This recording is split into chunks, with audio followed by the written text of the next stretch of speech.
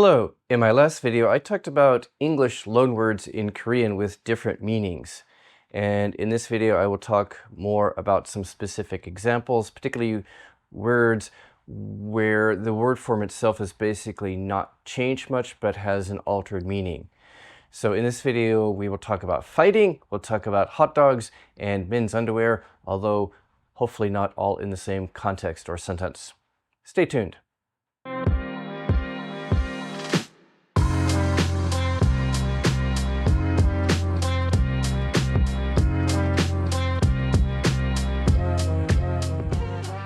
So in my last video, I talked about English loanwords in Korean, where the meaning has changed or been altered.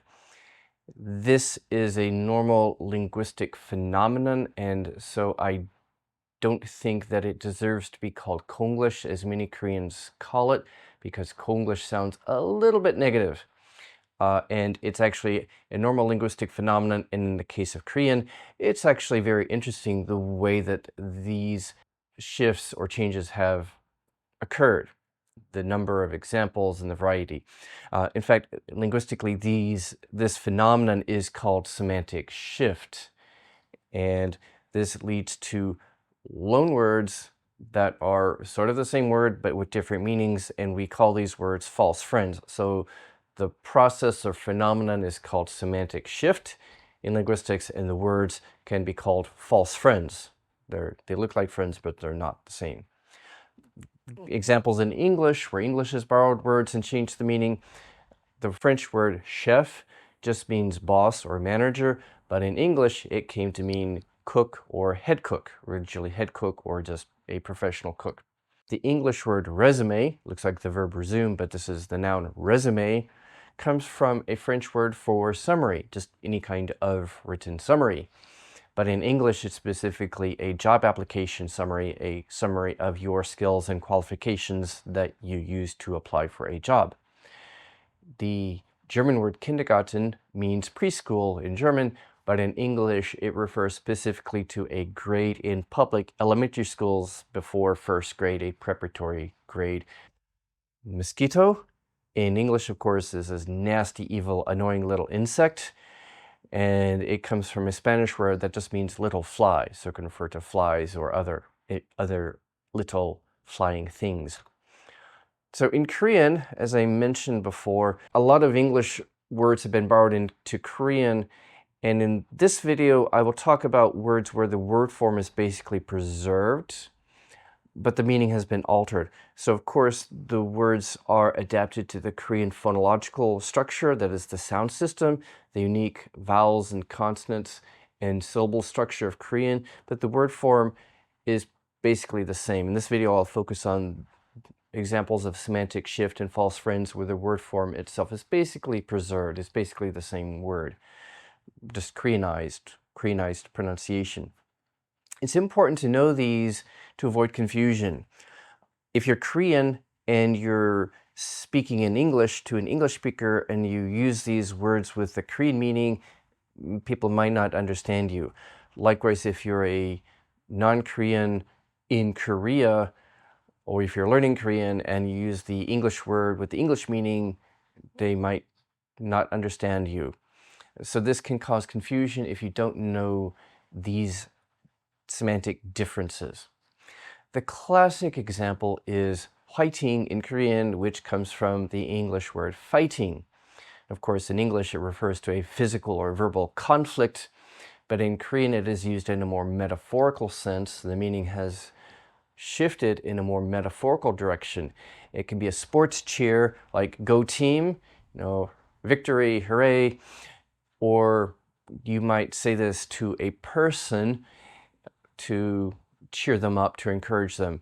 If your friend is having a test tomorrow, an important test, or your friend is going through a hard time, you might say 화이팅 to say sort of good luck, or to say cheer up, be strong, best wishes, success, as an expression of encouragement or best wishes or luck.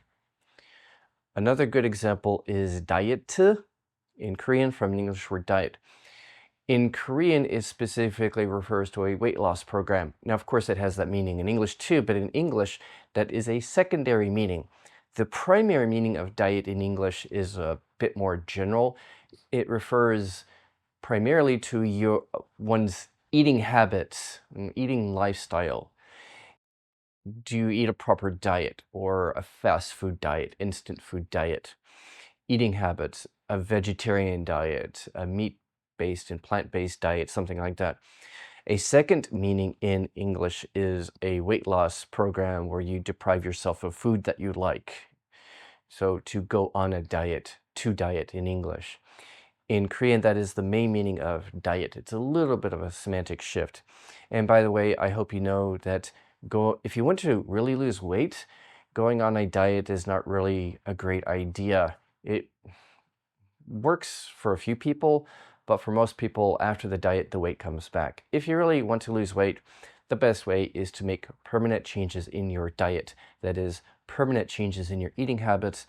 Cut out the junk food and the sugary food and change your diet and exercise. So it's diet and exercise, a healthy lifestyle that will cause you to lose weight, not quickly, but over time. Trust me, I know from experience.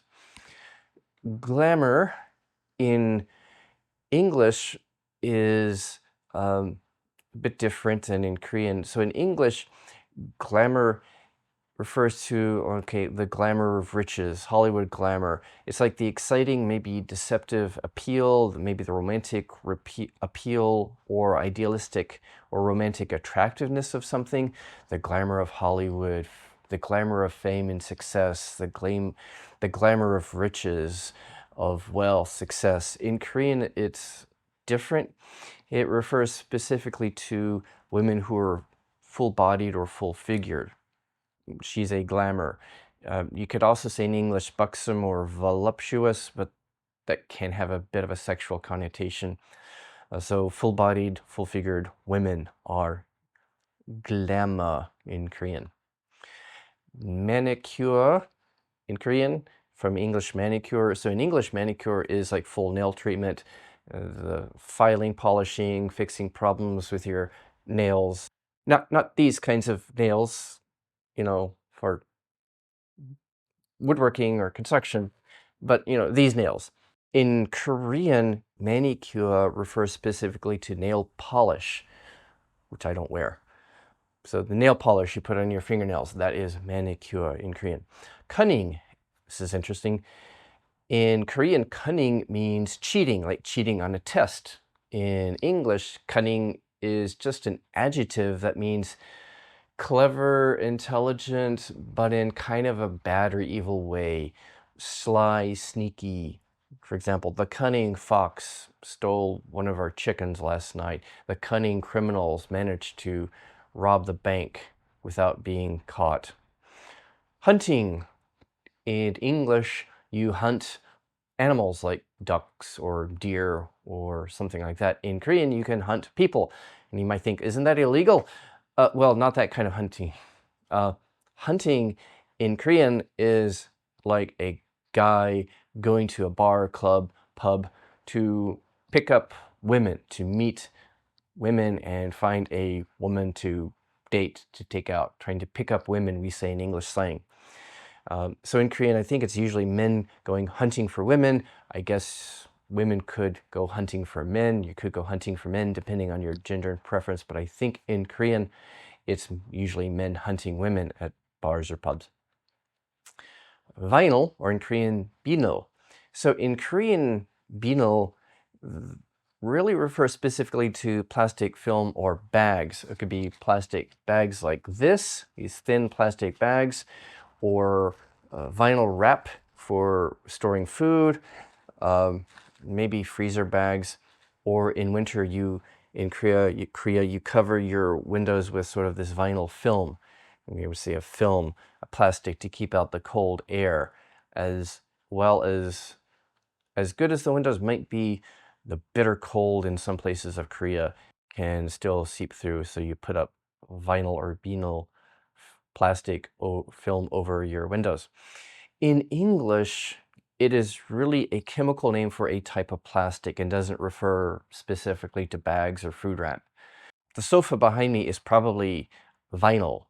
It's fake leather, car seats, various objects that you buy that are made of plastic might be vinyl. Vinyl house siding in, say, North America. It's a kind of material for plastic, kind of a thick plastic siding you cover the sides of your house with, vinyl, or vinyl window frames or things like that. So a number of things can be vinyl. It's just a chemical name for a type of plastic. Cider in English is an apple drink. It's popular in the fall. It's kind of a concentrated apple drink and it's usually served hot. There's an alcoholic version and a non-alcoholic version. I've mainly had the non-alcoholic version. It's really good. I miss it.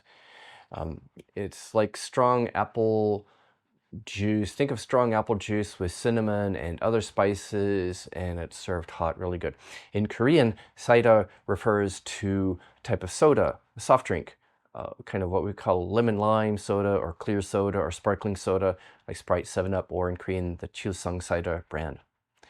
Sign in English is like a road sign or a store sign. In Korean, it's a signature. To sign a document, sign hada, you make it a verb in Korean, and now the signature on the document is we call it a sign in Korean. Sharp, or in Korean, sharp, refers to a mechanical pencil. And I think it comes from a brand name that maybe was once popular here, a brand name of mechanical pencils. Handle in English can be like a bag handle, a door handle, any kind of handle. In Korean, it refers specifically to your car steering wheel. The car handle is the steering wheel. Fancy, or pansy in Korean, is fancy paper or stationery, like envelopes and kind of fancy writing paper. 호치키스. This is probably going to confuse a lot of foreigners who come here. It's a stapler.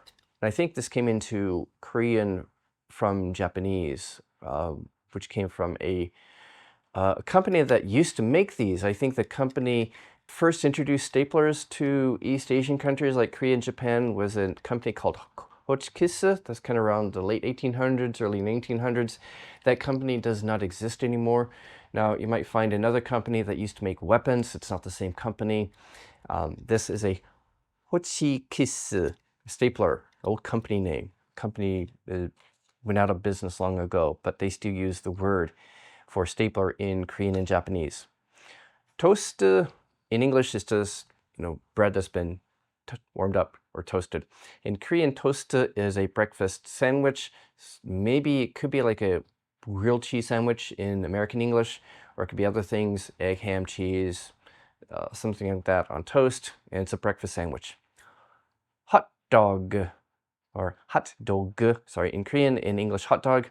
In English, it is the sausage, the wiener, usually served in a bread bun, like mustard, ketchup, and other stuff. That is a hot dog, but in Korean, it is a corn dog. A corn dog is a hot dog, called corn dog in English because it's got this cornbread cover. An interesting thing you will also find in Korean is a 감자 hot dog, or a potato hot dog. It's interesting.